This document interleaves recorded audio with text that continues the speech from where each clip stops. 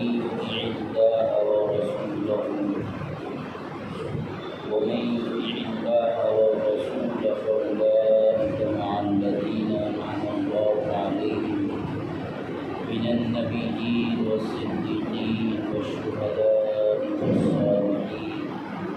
وحسن أولئك رفيقا. صدق الله العظيم وصدق رسوله النبي الكريم.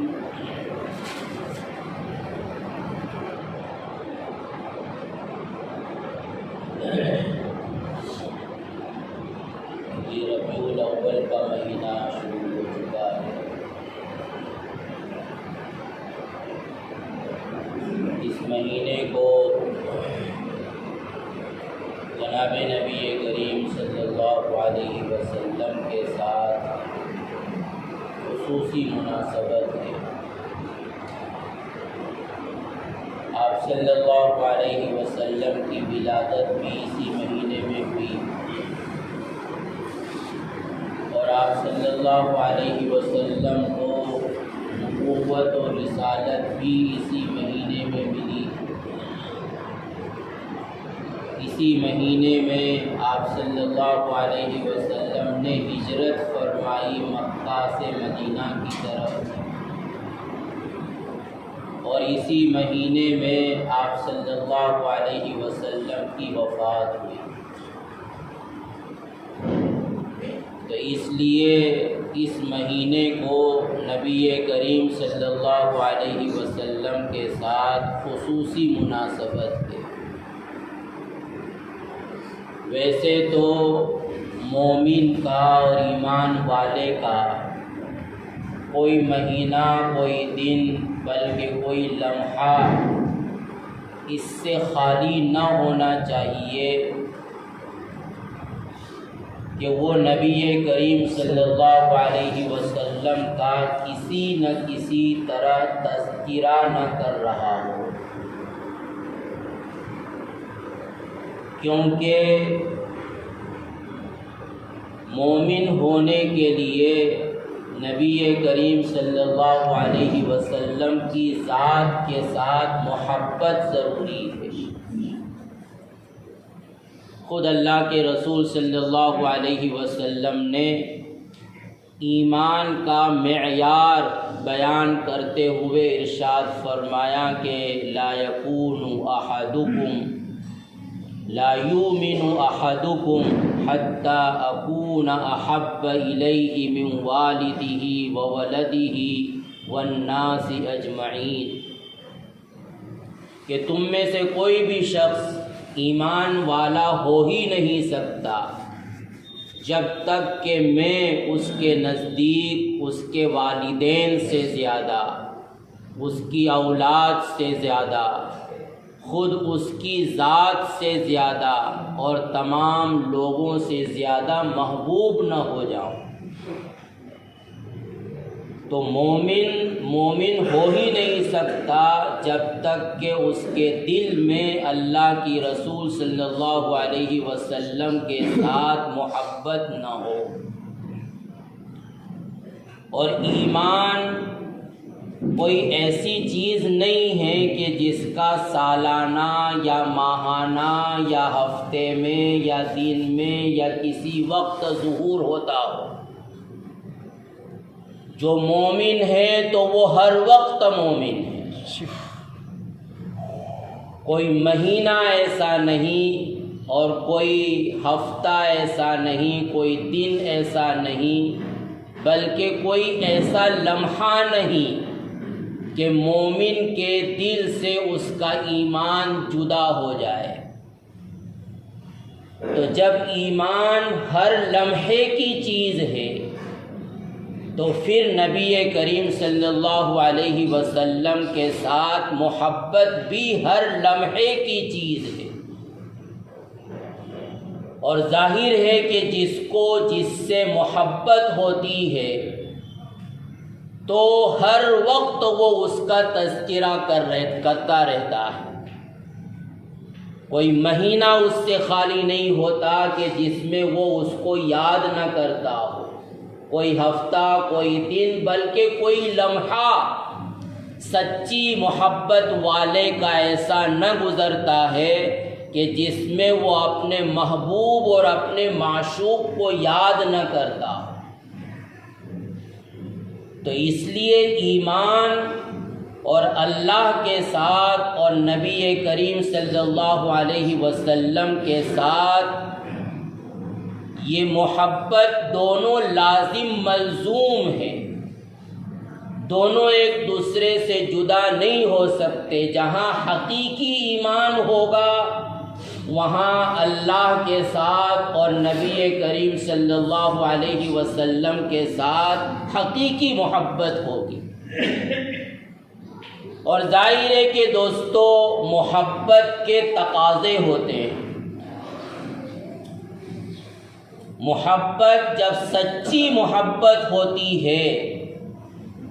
تو اس کا سب سے اہم اور سب سے پہلا تقاضا یہ ہوتا ہے کہ وہ کوئی ایسا کام نہ کرے کہ جس سے اس کا محبوب اور اس کا معشوق ناراض ہو جائے۔ محبت کرنے والا ہمیشہ وہ اپنے محبوب کی مرضی اور پسند کا خیال کرتا ہے۔ ہر وقت اس کو اس کی فکر ہوتی ہے کہ میری زبان سے کوئی ایسا کلمہ نہ نکل جائے، مجھ سے کوئی ایسا عمل صادر نہ ہو جائے کہ جس کی وجہ سے میرا محبوب اور میرا معشوق مجھ سے منہ پھیر لے اور مجھ سے ناراض ہو جائے۔ حتیٰ کہ وہ محبت کے اظہار میں بھی اس بات کا خیال کرتا ہے کہ کہیں محبت کا اظہار ایسے ڈھنگ سے نہ ہو جائے کہ جس سے بجائے اس کے محبوب خوش ہو وہ محبوب ناراض ہو جائے۔ کیونکہ ظاہر ہے کہ محبت کے اظہار کے بھی طریقے ہوتے ہیں۔ ماں باپ کے ساتھ محبت کا اظہار اور طریقے سے ہوتا ہے اور بچوں کے ساتھ بھی محبت ہوتی ہے، لیکن بچوں کے ساتھ محبت کا اظہار دوسرے طریقے سے کیا جاتا ہے۔ اب اگر ایک آدمی اپنے ماں باپ کے ساتھ محبت کرنے کا وہ طریقہ اختیار کر لے جو طریقہ بچوں کے ساتھ اظہار محبت کا ہے، تو ظاہر ہے کہ یہ ماں باپ کے ساتھ گستاخی ہوگی، ان کی بے ادبی ہوگی، یہ ان کی ناراضگی کو مرادف ہوگا۔ بیوی کے ساتھ محبت کے اظہار کا طریقہ اور ہے، اور بہن کے ساتھ، بھائی کے ساتھ، ماں کے ساتھ محبت کا اظہار اور طریقے سے ہوتا ہے۔ اب اگر کوئی جاہل اور ناواقف اپنی ماں کے ساتھ محبت کا اظہار اس طریقے سے کرے جس طریقے سے محبت کا اظہار بیوی کے ساتھ کیا جاتا ہے، تو یہ محبت کا اظہار نہیں ہے بلکہ یہ ماں کی شان میں گستاخی ہے۔ اس سے ماں خوش نہیں ہوگی بلکہ ماں ناراض ہو جائے گی۔ تو اس لیے محبت کے طریقے ہوتے ہیں اور محبت کے اظہار میں اپنے محبوب کی پسند کا لحاظ کیا جاتا ہے، اپنی مرضی کا اظہار نہیں کیا جاتا۔ اسی لیے کسی بزرگ نے بہت اچھی بات کہی ہے کہ نبی کریم صلی اللہ علیہ وسلم کے ساتھ محبت کا اظہار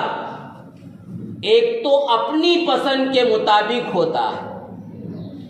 اور دوسرے نبی کریم صلی اللہ علیہ وسلم کے ساتھ محبت کا اظہار خود اللہ کے رسول کی پسند کے مطابق ہوتا ہے۔ تو اگر محبت کا اظہار نبی کریم صلی اللہ علیہ وسلم کے ساتھ اپنی پسند کے مطابق ہو تو یہ بدعت ہے، جس سے اللہ کے رسول نے نفرت کا اظہار فرمایا۔ اور اللہ کے رسول کے ساتھ محبت کا اظہار آپ کی پسند کے مطابق ہو تو یہ ہے عین سنت۔ تو اس لیے محبت میں سب سے پہلے اس بات کی کوشش ہونا چاہیے کہ میں محبوب کو راضی رکھوں اور کوئی بھی ایسا کام نہ کروں کہ محبوب اس کی وجہ سے ناراض ہو جائے۔ ایک صحابی، انصاری صحابی، جن کو اللہ کے رسول صلی اللہ علیہ وسلم کے ساتھ بہت محبت تھی، اور اتنی محبت تھی کہ جب تک وہ اللہ کے رسول صلی اللہ علیہ وسلم کو اپنی نگاہوں سے دیکھ نہ لیتے ہر وقت بے چین رہتے تھے۔ گھر میں اللہ کے رسول کی یاد آ جاتی تو فوراً نکل جاتے اور اللہ کے رسول کی زیارت کرتے، پھر ان کو سکون ملتا۔ تو ایک مرتبہ اللہ کے رسول صلی اللہ علیہ وسلم کی خدمت میں حاضر ہوئے اور کہنے لگے کہ اللہ کے رسول، مجھے آپ سے بہت محبت ہے اور میرا یہ حال ہے کہ اگر آپ سے میں جدا ہو جاتا ہوں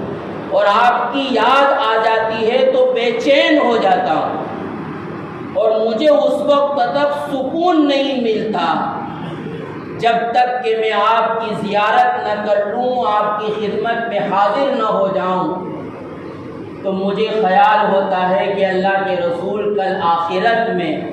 آپ تو جنت میں چلے جائیں گے اور ظاہر ہے کہ جنت کے بہت اعلیٰ مقام میں ہوں گے، اور میرا حال تو معلوم نہیں میں کہاں رہوں گا۔ تو آخر میں جنت میں چلا بھی گیا تو اللہ کے رسول میں آپ کے ساتھ کیسے رہ سکوں گا، اور وہاں میری جنت کیسے بنے گی آپ کے بغیر۔ ابن کثیر نے اپنی تفسیر میں یہ روایت ذکر کر کے نقل کیا ہے کہ اسی کے بعد یہ آیت کریمہ نازل ہوئی جو ابھی خطبے میں پڑھی گئی، من یطع اللہ والرسول فاولئک مع الذین انعم اللہ علیہم، جس کا مقصد یہ تھا کہ محبت کرنے کے لیے اطاعت کرنا ضروری ہے۔ اگر تم کو واقعی محبت ہے تو پھر اللہ اور اس کے رسول کی اطاعت کرو۔ اگر اطاعت کرتے رہو گے اور اطاعت کے ساتھ تمہاری موت آئے گی تو جنت میں بھی تم کو نبی کریم صلی اللہ علیہ وسلم کی صحبت، آپ کی رفاقت نصیب ہو جائے گی۔ تو عقلی طور پر بھی ظاہر ہے کہ محبت کرنے والا اپنے محبوب کی نقل کرتا ہے، اس کی ہر بات کو مانتا ہے، اس کی پیروی کرتا ہے، اس جیسا اپنے آپ کو بنانے کی کوشش کرتا ہے۔ یہ ایک عقلی اور فطری اور لوجیکل محبت کا تقاضا ہے۔ وہیں قرآن کی آیت سے یہ معلوم ہو گیا کہ شرعی تقاضا بھی یہی ہے کہ واقعی اگر اللہ کے ساتھ اور اللہ کے رسول کے ساتھ محبت ہو تو وہ محبت سچی محبت ہو ہی نہیں سکتی، اور وہ محبت حقیقی محبت ہو ہی نہیں سکتی کہ جس میں اللہ کے رسول کی اتباع نہ کی جائے، آپ کے نقش قدم پر نہ چلا جائے، آپ کی باتوں پر عمل نہ کیا جائے، اور خاص طور پر مان لیا جائے کہ ایک امتی ہو بہو اللہ کے رسول کی پیروی نہیں کر سکتا، آپ کے نقش قدم پر مکمل چلے، ظاہر ہے کہ ایک امتی کے بس کی بات نہیں، لیکن امتی کے بس میں یہ تو ضرور ہے کہ کم سے کم اپنے آپ کو ان کاموں سے بچا لے کہ جن کاموں کے متعلق اللہ کے رسول نے فرمایا کہ مجھے پسند نہیں۔ جن کاموں کے تعلق سے اللہ کے رسول نے فرمایا کہ ایسا شخص میرا اس سے کوئی تعلق نہیں، جس میں ایک اصولی بات اللہ کے رسول نے یہ ارشاد فرمائی، حضرت عائشہ رضی اللہ تعالی عنہا کی روایت ہے، من احدث فی امرنا ھذا ما لیس منہ فہو رد، کہ ایسا کام کہ جو شریعت میں سرے سے ہے ہی نہیں، نہ شریعت نے صراحتاً اس کا حکم دیا ہے اور نہ شریعت کے اصول سے اس کا جواز اور اس کا بھلا ہونا معلوم ہوتا ہے، ایسے کام کو اگر کوئی شخص بطور دین کے کرتا ہے تو اللہ کے رسول فرما رہے ہیں کہ یہ شخص مردود ہے، اس کا عمل بھی مردود ہے۔ اسی کا نام بدعت ہے کہ جو کام شریعت سے ثابت نہیں ہے، نہ صراحتاً ثابت ہے نہ شریعت کے اصول سے ثابت ہے، اور پھر اگر کوئی شخص وہ کام دین کے طور پر، عبادت کے طور پر ثواب سمجھ کر رہا ہو تو اسی کا نام بدعت ہے۔ اور اس کے متعلق اللہ کے رسول فرما رہے ہیں کہ فَهُوَ رَدٌّ، ایسا عمل مردود ہے اور ایسا عمل کرنے والا بھی مردود ہے۔ اور یہ کوئی معمولی جرم نہیں ہے، ایسا کام کرنے والا وہ گویا قرآن کو جھٹلا رہا ہے، کیونکہ قرآن نے تو اعلان کر دیا کہ دین مکمل ہو چکا ہے۔ اب اگر ایک شخص ایسا کام کر رہا ہے کہ جس کا دین سے کسی طرح کا کوئی تعلق نہیں ہے اور اس کو دین سمجھ کر رہا ہے، عبادت سمجھ کر رہا ہے، ثواب کی نیت سے کر رہا ہے، تو وہ گویا دعویٰ کر رہا ہے کہ ابھی دین ادھورا ہے، یہ کام کرو گے تو تمہارا دین مکمل ہوگا، نعوذ باللہ۔ حالانکہ قرآن نے اعلان کر دیا کہ اللہ کے رسول کے ساتھ دین مکمل ہو چکا ہے، اپنا دین سے کوئی چیز نکل سکتی ہے جو پہلے سے دین میں داخل ہے، نہ دین میں کوئی چیز آ سکتی ہے جو اب تک نہیں تھی۔ ایسا شخص قرآن کو جھٹلا رہا ہے، ایسا شخص گویا اللہ کے رسول پر الزام لگا رہا ہے کہ اللہ کے رسول نے یہ بات ہمیں نہیں بتلائی، حالانکہ یہ بات تو دین کی تھی، نعوذ باللہ۔ ایسا شخص اللہ کے رسول پر بہتان لگا رہا ہے، آپ پر افترا کر رہا ہے، آپ کی طرف جھوٹ کی نسبت کر رہا ہے کہ اللہ کے رسول نے یہ کام نہیں کیا، حالانکہ کرنا چاہیے تھا، اس لیے کہ یہ دین کا حصہ ہے۔ تو اس لیے دوستو، بدعت کوئی معمولی گناہ نہیں ہے، بدعت کا ارتکاب کرنے والا وہ قرآن کو جھٹلانے والا ہے، بدعت میں مبتلا شخص وہ اللہ کے رسول پر افترا کرنے والا ہے، آپ پر بہتان لگانے والا ہے، آپ پر الزام لگا رہا ہے، آپ کی طرف گویا غلط نسبت کر رہا ہے، جس غلط نسبت کرنے کے متعلق خود اللہ کے رسول نے فرمایا کہ من کذب علی متعمدا فَلْيَتَبَوَّأْ مَقْعَدَهُ مِنَ النَّارِ، کہ میری طرف اگر کوئی جان بوجھ کر غلط نسبت کرتا ہے، کہ جو بات میں نے نہیں کہی وہ کہتا ہے کہ اللہ کے رسول نے کہی، نعوذ باللہ، جو کام میں نے نہیں کہا، نہیں کیا، اور وہ اپنے عمل سے اور اپنی زبان سے یہ کہتا ہے کہ نعوذ باللہ یہ اللہ کے رسول کا کام ہے، تو ایسے شخص کو چاہیے کہ وہ اپنا ٹھکانہ جہنم میں بنائے۔ اس لیے محبت کا اظہار بھی ہو لیکن محبوب کی مرضی کے مطابق ہو۔ محبت کا اظہار اگر اپنی مرضی کے مطابق کیا جائے گا تو یہ محبت کا اظہار نہیں ہوگا، یہ تو بغض اور نفرت کا اظہار ہوگا۔ اور چونکہ محبت کا حقیقی تقاضا اتباع اور اطاعت ہے، اس لیے خاص طور پر ان کاموں سے اپنے آپ کو بچانا چاہیے کہ جن کاموں سے اللہ کے رسول نے نفرت کا اظہار کیا۔ احادیث کی کتابوں میں ایسی بہت ساری احادیث ہیں کہ اللہ کے رسول صلی اللہ علیہ وسلم نے وہاں یہ فرمایا لیس منا، ایسا شخص ہم میں سے نہیں، یہ کام کرنے والا ہم میں سے نہیں۔ ہم میں سے نہ ہونا یہ بہت بڑی بات ہے۔ یہ ایسا ہے جیسے کہ کوئی باپ اپنے بیٹے سے ناراض ہو جائے اور کہنے لگے کہ جا جو تجھے کرنا ہو کر، آج سے میرا تیرا کوئی تعلق نہیں، تو مجھے اپنا باپ بھی مت سمجھنا۔ یہ کلمہ اظہار برات کا ہے کہ میرا اور تیرا کوئی تعلق نہیں، چاہے تو لاکھ دعویٰ کرتا رہے کہ میں فلاں کا بیٹا ہوں یا فلاں کا امتی ہوں، مجھ سے کسی خیر کی امید نہ رکھنا۔ بہت سخت وعید ہے جو لیس منا کے ذریعے اللہ کے رسول صلی اللہ علیہ وسلم نے مختلف احادیث میں ارشاد فرمائی۔ میں نے کوشش کی کہ ان احادیث کو جمع کروں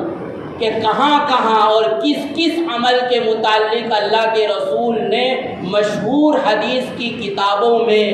یہ ارشاد فرمایا کہ ایسا کام کرنے والا مجھ سے اس کا کوئی تعلق نہیں، نہ دنیا میں وہ مجھ کو اپنے آپ کو اپنے یہ سمجھے کہ میں اس کا نبی ہوں، وہ میرا امتی ہے، اور نہ آخرت میں مجھ سے وہ شفاعت کی اور سفارش کی امید رکھے۔ 20 سے زائد ایسی احادیث ملی مجھے کہ جہاں اللہ کے رسول نے خاص طور پر یہ لفظ ارشاد فرمایا لیس منا یا فلیس منا۔ ان میں سے کچھ احادیث کا بیان کرتا ہوں۔ ایک حدیث اللہ کے رسول صلی اللہ علیہ وسلم نے ارشاد فرمایا، ابو ہریرہ رضی اللہ تعالیٰ عنہ فرماتے ہیں کہ لیس منا من لم یتغن بالقرآن، لیس منا من لم یتغن بالقرآن، وہ شخص مجھ سے ہم میں سے نہیں ہے جو قرآن کو اچھے ڈھنگ سے نہ پڑھے۔ ہم معمولی سمجھتے ہیں اس بات کہ بس جیسے تیسے جو مکتب میں بچپن میں قرآن پڑھ لیا تھا اپنی توتلی زبان سے، بوڑھے ہو گئے، 55 سال کے ہو گئے،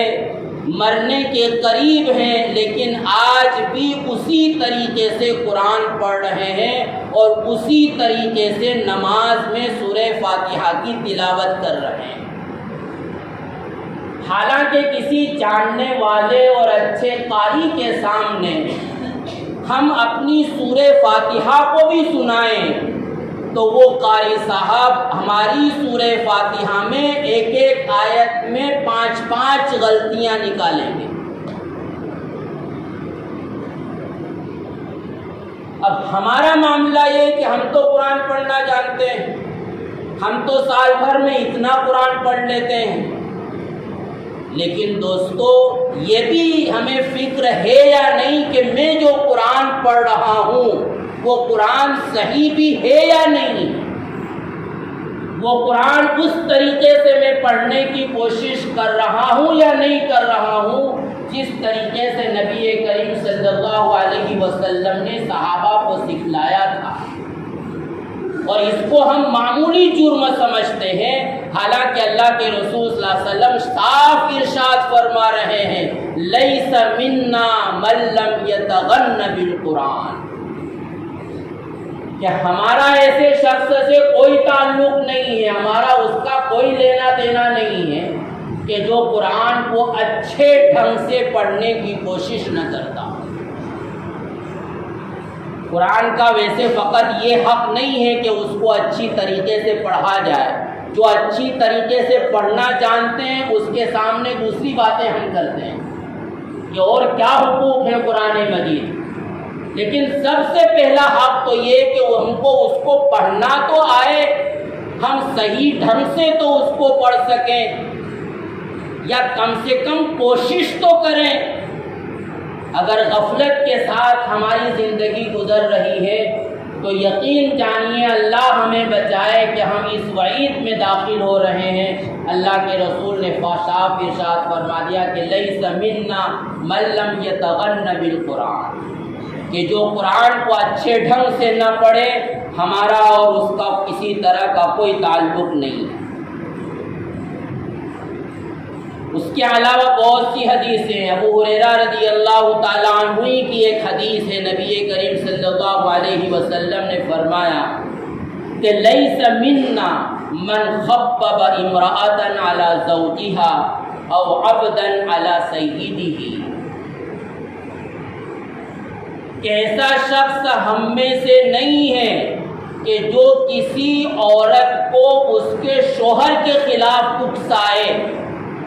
اور ہم میں سے وہ شخص نہیں ہے کہ جو کسی خادم کو اس کے آقا کے خلاف اکسائے۔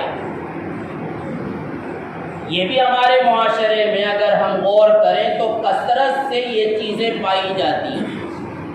یہ عورت یا بیوی کی مثال یا غلام کا تذکرہ تو بطور مثال کے ہے، ورنہ اس میں سب داخل ہے کہ جو کوئی بھی دو مسلمانوں کے درمیان تفریق کرتا ہے، ایک کو دوسرے کے خلاف بھڑکاتا ہے،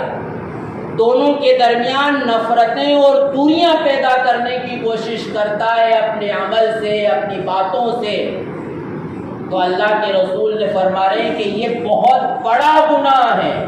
اور ایسا گناہ ہے کہ اس گناہ میں مبتلا شخص کا مجھ سے کوئی تعلق نہیں، میں قیامت کے دن اس کی سفارش نہیں کروں گا۔ باپ بیٹوں کے درمیان، خاندانوں کے درمیان، بھائی بھائی کے درمیان، اور کسی بھی شخص کو اس کے دوسرے آدمی کے خلاف اکسانا، بھڑکانا،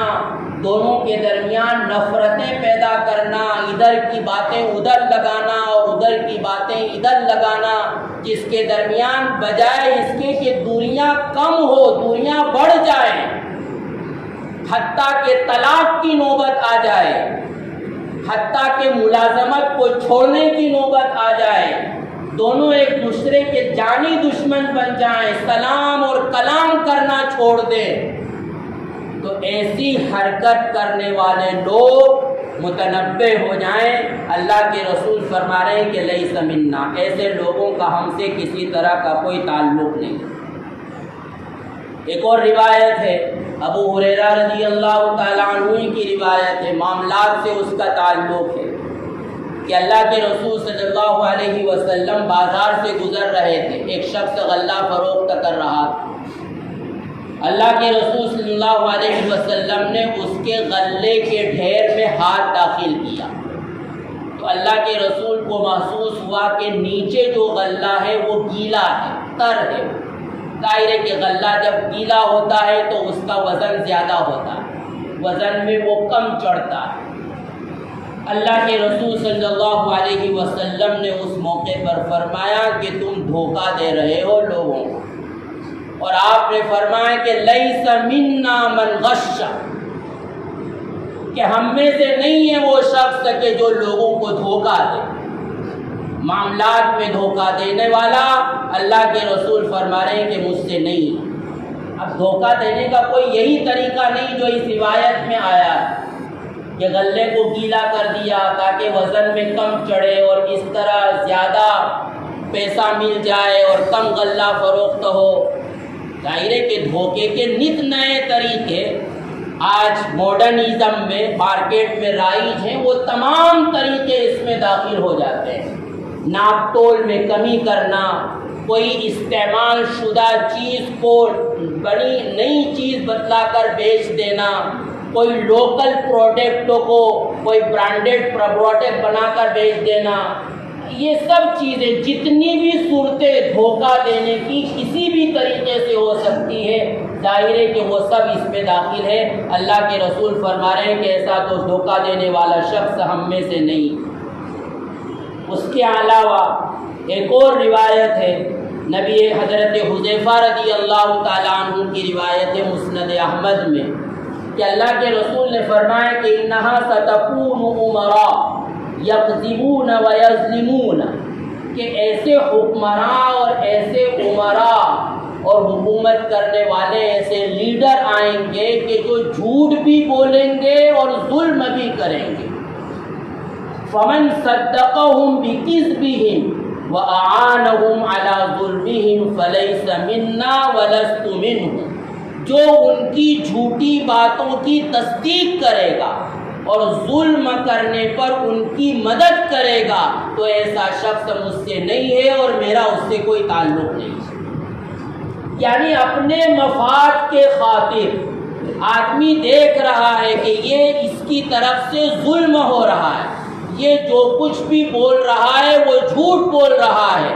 لیکن اپنی کرسی کے خاطر، اپنے منصب کے خاطر، اپنے عہدے کے خاطر یا اپنے کسی بھی فائدے کے خاطر وہ اس کی جھوٹی باتوں کی بھی تصدیق کرتا ہے اور اس کے ظلم معلوم ہے کہ یہ سراسر اس کی پالیسی ظلم پر مبنی ہے، لیکن پھر بھی وہ اس کا ساتھ دیتا ہے، اس کی پارٹی نہیں چھوڑتا، اس کی ہاں میں ہاں ملاتا ہے. تو اللہ کے رسول نے فرمایا کہ یہ بہت بڑا مجرم ہے. یہاں آپ نے دونوں باتیں ارشاد فرمائیں کہ وہ نہ ہم میں سے ہے اور نہ میرا اس سے کوئی تعلق، نہ میرا اس سے کوئی تعلق ہے نہ اس کا مجھ سے کوئی تعلق ہے. ایسا شخص امید نہ کرے کہ کل قیامت کے دن میں اس کی سفارش کروں گا. تو دوستو یہ کچھ احادیثیں سنائی جن میں سے کچھ کا تعلق عبادت سے ہے، کچھ کا تعلق معاشرت سے ہے، کچھ کا تعلق معاملات سے ہے، کچھ کا تعلق سیاست سے. اور گویا زندگی کے ہر شعبے میں معلوم ہوتا ہے کہ بہت سارے ایسے کام ہیں کہ جن کو نبی کریم صلی اللہ علیہ وسلم ناپسند فرما رہے ہیں، اور اتنا ناپسند فرما رہے ہیں کہ آپ صاف اعلان کر رہے ہیں کہ ایسے کام کرنے والوں کا میرے ساتھ کسی طرح کا کوئی رشتہ نہیں. وہ جانے اور اس کا کام جانے، نہ میں دنیا میں اس کا ساتھ دینے کے لیے تیار ہوں اور نہ آخرت میں جب ضرورت پڑے گی تو میں اس کا ساتھ نہیں دوں گا. تو اس لیے دوستو اللہ کے رسول صلی اللہ علیہ وسلم کے ساتھ محبت یہ ہمارے ایمان کا تقاضا ہے، اور محبت کا سب سے لازمی اور اہم تقاضا یہ ہے کہ کم سے کم اگر ہم مکمل اتباع اور پیروی اور نقش قدم پر آپ کے نہ چل سکتے ہوں تو اپنے آپ کو ایسے کاموں سے تو بچائیں کہ جن کاموں سے اللہ کے رسول صلی اللہ علیہ وسلم نے نفرت کا اظہار فرمایا اور لیس منا جیسے وعید بھرے کلمے سے ہم کو ڈرانے کی کوشش فرمائی. اللہ تعالی ہم سب کو عمل کرنے کی توفیق عطا فرمائے. ایسے کاموں سے ہمیں اپنے آپ کو بچائے اور اپنا جائزہ لے کر ایسے کاموں کو سے توبہ کرنے کی ہم کو توفیق عطا فرمائے. آمین. وآخر دعوانا الحمدللہ.